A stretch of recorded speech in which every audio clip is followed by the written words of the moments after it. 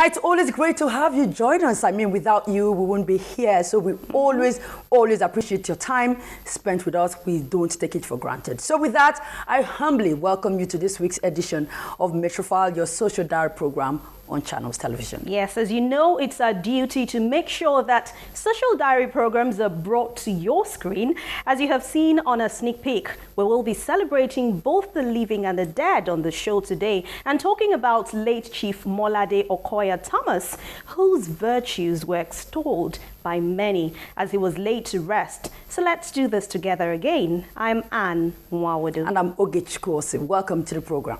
The late sage, Chief Obafemi Awolowo, is one of the most respected national leaders in the nation's history. Now, a foundation set up in his memory found the second president of post-apartheid South Africa, Mr. Thabo Mbeki, worthy to possess the leadership qualities just like the late Awo. Hence, he was announced the winner of the second edition of the Obafemi Awolowo Prize for Leadership. And God's guidance in managing the affairs of our country for the benefit of every Nigerian. Well-respected and foremost national leader, late Chief Obafemi Awolowo, was known within and outside the country for his contribution to the development of the nation. The late Awo, as he is popularly known, was born on the 6th of March 1909 in Ikenne, Ogun State, and passed on 25 years ago. Apart from gracing the 100 naira note, generations of Nigerians have continued to hear about his work, especially in education, where he introduced free and compulsory education for children in the Western region. Those of us who have the good fortune to lead our people. In celebrating his birthday annually, the Obafemi Awolowo Foundation organizes the Obafemi Awolowo Prize for Leadership, which is aimed at recognizing leaders with outstanding qualities like the late sage.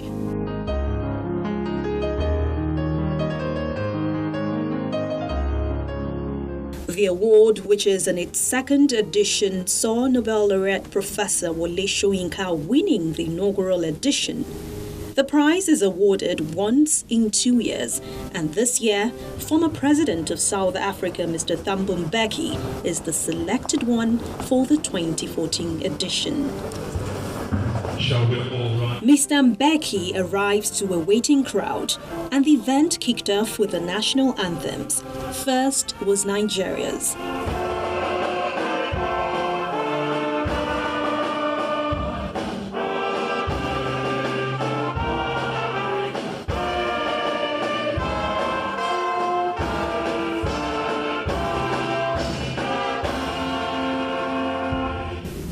And then the South African anthem.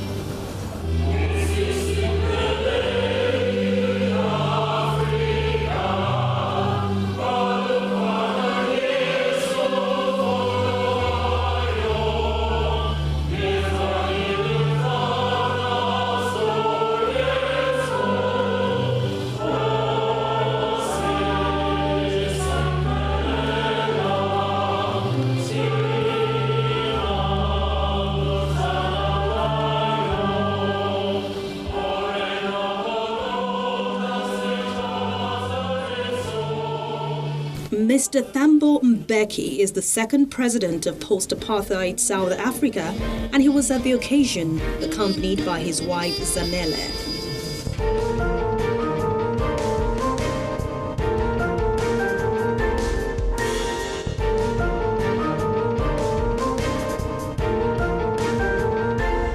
But before going into the business of the day, a cultural dance troupe lightened up the mood.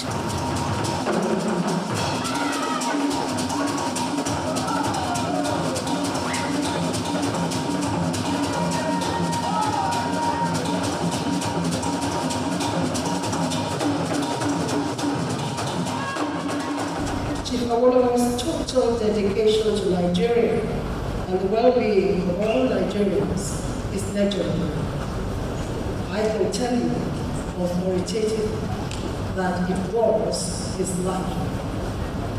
He was committed to making sacrifices for the emancipation of future generations whose voice of thanks he would never hear.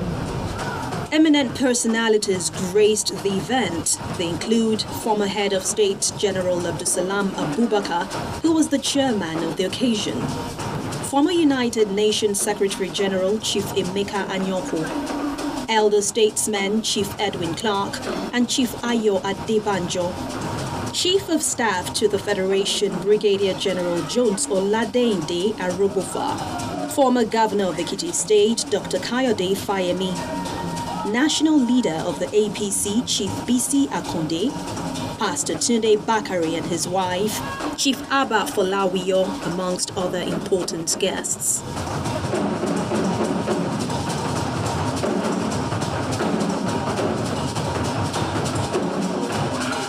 A short documentary on Mr. Mbeki was shown to the gathering.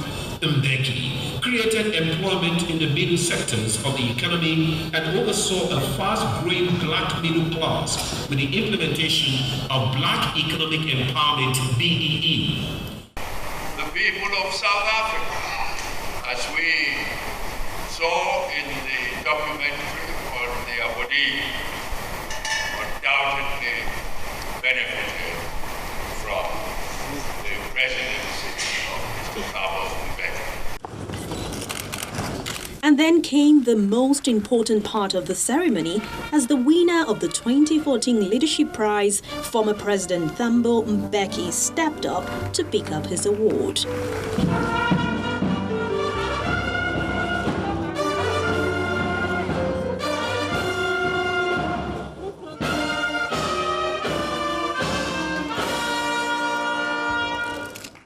But it is pertinent to mention that Mbeki ably stepped into the larger-than-the-life shoes of that preeminent and iconic statesman, Mr.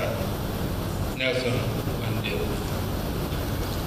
Doubting that that assignment was, it is on record that Mbeki most impressively carried it out and in some ways creatively extended the legacy of which he and Mandela were part.